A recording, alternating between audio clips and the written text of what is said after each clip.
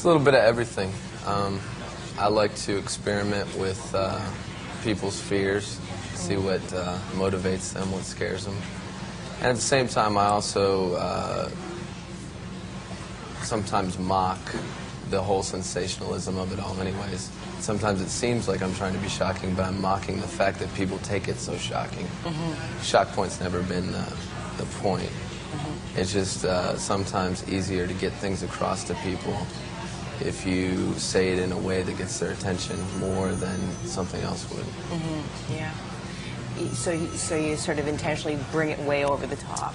So play with it, play with the image. Yeah. And the embodiment of fears, or trying to face your fears through what you do. And in a way, if you embody your fear, you almost have some sort of control over your fears. Absolutely. Yeah. I mean, that's the way that I've always overcome things that terrified me, by becoming them. And you know, hopefully, if people who like our music can learn from that, maybe I shared something with them that means something to them. You know, that's the most that I can try and do, is to make people think. And confront stuff. Sure. Yeah.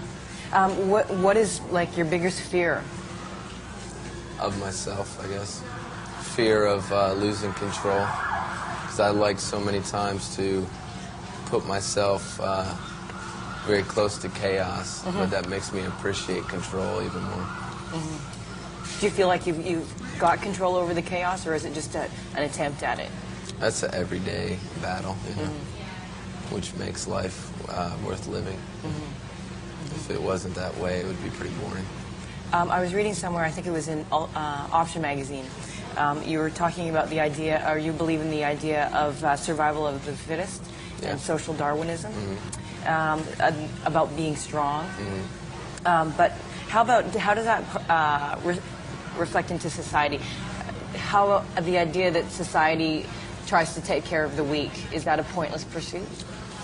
I just think it's something that people need to think about more. In America, through the part of Christianity, we're raised to love everybody. And I think when you love everyone, that really depreciates the value of love. You know, the things that I love, I would die for and I care deeply for. But I couldn't say that I loved everything, or it would have no value. And the same thing goes for hate.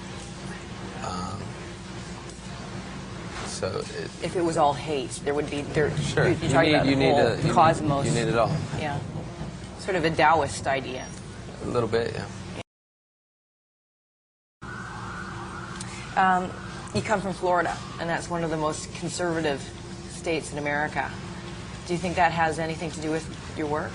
Trying to go against that sort of censorship? Florida's, you know, got a great responsibility in why I exist the way I do, because it's a state where it's very sunny, everyone's having a good time and going to the beach and tourists, and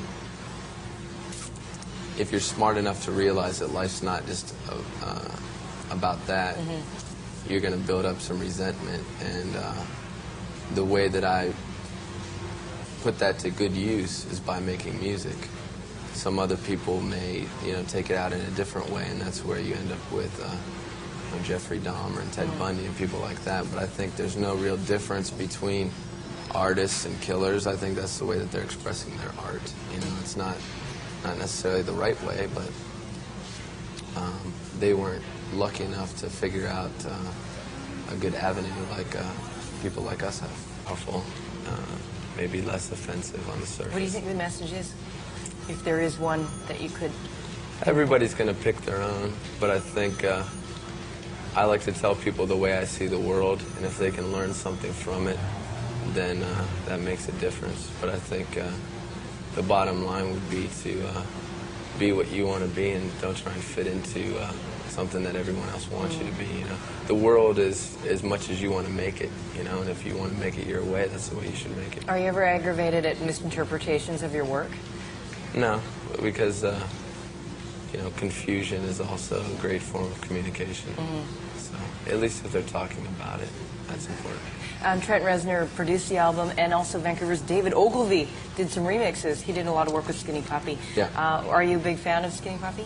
Or what are your musical favorites? The stuff I'm listening to now, I went to the Pulp show last Oh, night. you did? I was Which there most too. people didn't expect. But I kind of liked it. It wasn't so bad. Yeah. Alice Cooper? Yeah, Stooges, Ziggy Stardust, Black Sabbath. And all the people that you cover, their material. Yeah. Like Screaming Jay and Yeah, Patti that's Smith. definitely.